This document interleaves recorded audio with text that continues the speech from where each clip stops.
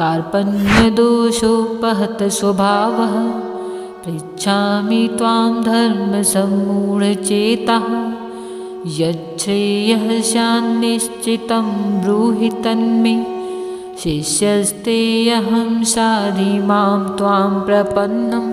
अब मैं अपनी कृपण दुर्बलता के कारण अपना कर्तव्य भूल गया हूँ और सारा धैर्य खो चुका हूँ। ऐसी अवस्था में मैं आपसे पूछ रहा हूँ कि जो मेरे लिए श्रेयस्कर हो उसे निश्चित रूप से बताएं। अब मैं आपका शिष्य हूँ और आपका शरणागत हूँ, कृपया मुझे उपदेश दें। इस श्लोक में अर्जुन यह भली भांति समझ रहा था कि युद्ध करने का कर्तव्य उसकी प्रतीक्षा कर रहा है, किंतु कृपण दुर्बलता के कारण वह अपना कर्तव्य नहीं निभा पा रहा है।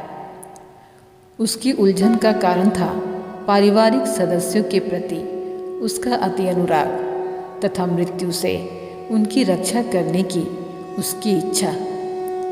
अतः वह परम गुरु भगवान कृष्ण से कोई निश्चित हल निकालने का अनुरोध कर रहा है। वह कृष्ण का शिष्यत्व ग्रहण करता है।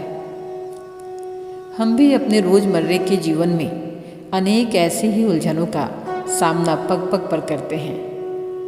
देहात्म बुद्धिवश हम अपने परिवार, पारिवारिक जीवन अर्थात पत्नी, बच्चों तथा परिजनों में आसक्त रहते हैं।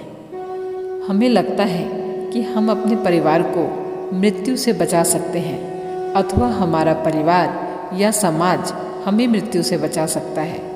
ऐसी पारिवारिक आसक्ति निम्न पशुओं में भी पाई जाती है, क्योंकि वे भी बच्चों की देखभाल करते हैं। जीव के लिए यह मनुष्य जीवन अत्यंत मूल्यवान निधि है। अतः हमें जीवन की अनचाही उलझनों से मुक्त होने के लिए प्रयासरत होना चाहिए और इसके लिए जरूरी है आत्म साक्षात्कार के विज्ञान को समझना। इसके लिए हमें एक परंपरागत और प्रामाणिक गुरु के पास जाना चाहिए, जैसे अर्जुन भगवान श्री कृष्ण के पास जाता है। कृष्ण भगवद गीता ज्ञान के आदि गुरु हैं और अर्जुन गीता समझने वाला प्रथम शिष्य है। न हि प्रपश्यामि ममापनुद्याद्यच्चोकमुच्छोषणमिन्द्रियाणाम् अवाप्य भूमावसपत्नमृद्धं राज्यं सुराणामपि चाधिपत्यम्। मुझे ऐसा कोई साधन नहीं दिखता जो मेरी इंद्रियों को सुखाने वाले इस शोक को दूर कर सके।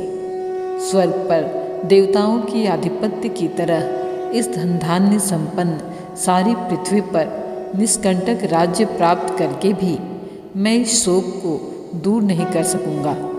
यहाँ अर्जुन को यह समझ आ गया था कि उसका तथाकथित ज्ञान उसकी समस्याओं को दूर करने में व्यर्थ है, जो उसके सारे अस्तित्व को सुखाई दे रही थी। उसे इन उलझनों को भगवान कृष्ण जैसे आध्यात्मिक गुरु की सहायता के बिना हल कर पाना असंभव लग रहा था। शैक्षिक ज्ञान, विद्वता, उच्च पद, यहाँ तक कि आर्थिक विकास तथा भौतिक सुख भी समस्त शोकों को दूर कर सकने में सक्षम नहीं है। यदि ऐसा होता तो अर्जुन यह न कहता कि पृथ्वी का अप्रतिम राज्य या स्वर्गलोक में देवताओं की सर्वोच्चता भी उसके शोकों को दूर नहीं कर सकती। इसीलिए उसने कृष्ण भावनामृत का ही आश्रय ग्रहण किया और यही शांति तथा समरसता का उचित मार्ग है।